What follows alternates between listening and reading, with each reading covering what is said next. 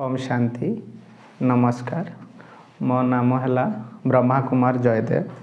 ब्रह्मा कुमारी अनुष्ठान सहित मु विगत 10 वर्ष ऊर्ध्व धरी जड़ित रही।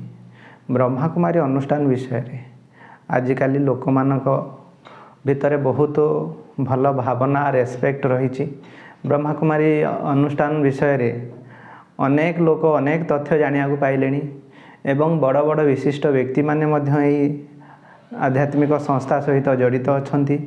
एपरिक आमर महामहिम राष्ट्रपति श्रीमती द्रौपदी मुर्मू मध्य यही अनुष्ठान सहित विगत 2005 मसीहारू सी जड़ित रही।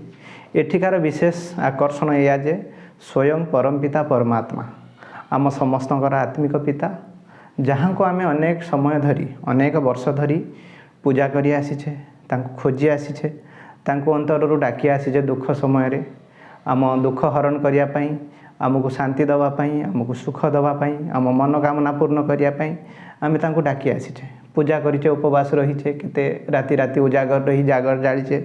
किंतु से ये सृष्टिर जो अंतिम समय कलिजुगर अंतिम समय जेतेबेले चारिआडे पापाचार भ्रष्टाचार दुर्नीति अन्याय अधर्म दुष्कर्म एमिति एक वातावरण जोटी चिंतार वातावरण भयर वातावरण चारिआडे रोग शोकर वातावरण एमिति एक समय रे परमात्मा अवतरण हुए धरापृष्ठ को एवं सी समस्त मानव आत्मा मानू उद्धार करी कल्याण करी एवं शुद्ध पवित्र बनै दियंती एवं शांति प्रदान करती। एमिति एक समय रे परमात्मा यही प्रजापिता ब्रह्मा बाबा जो यही अनुष्ठान रे जे मुख्य फाउंडर जे थिले संस्थापक प्रजापिता ब्रह्मा तांकर शरीरर आधार नहीं आमको राजयोगर शिक्षा प्रदान करुछंती।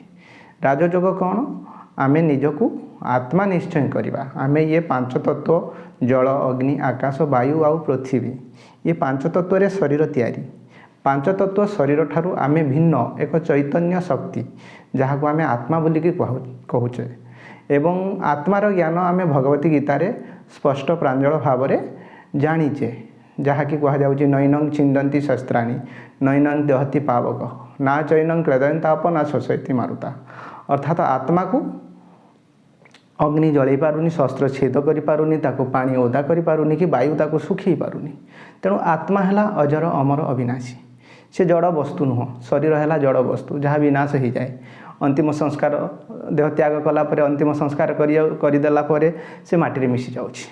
तेणु यही जो मुख्य ज्ञान आत्मज्ञान ये प्रदान करा जाए। तेणु ये आत्मा केमिति उन्नति हम, आत्मार गोटे आध्यात्मिक उन्नति केमिति हम, ता भितरे अनेक दुर्गुण अवगुण विकार जन्म पर जन्म नहीं कि जितेबले आत्माटी देह पर देह धारण करुच्ची एवं देह त्याग करुच्ची प्रति जन्म रे किछि ना किछि ता द्वारा कर्म विकर्म होउछि। तेणु से विकर्म मुक्त हवा को हेले निजको से आत्मनिश्चय करने को पड़ो। आत्मनिश्चय करी परमात्मा को मन पकड़ा पड़ो जे मु ए देह नुह, देहरु अलग एक शक्ति आत्मा। ए आत्मा निवास स्थान है भ्रुकुटी शरीरर मस्तकर मध्य भाग कपाल रे एवं मु निजको से आत्मा सूक्ष्म ज्योतिबिंदु रूप से निश्चय से स्वरूप रे निजको देखिबी एवं मोर पिता परमात्मा तांकु मध्य मु से स्वरूप रे अनुभव करिबे। ये है राजयोग आत्मार परमात्मा सहित कनेक्शन। ओम शांति।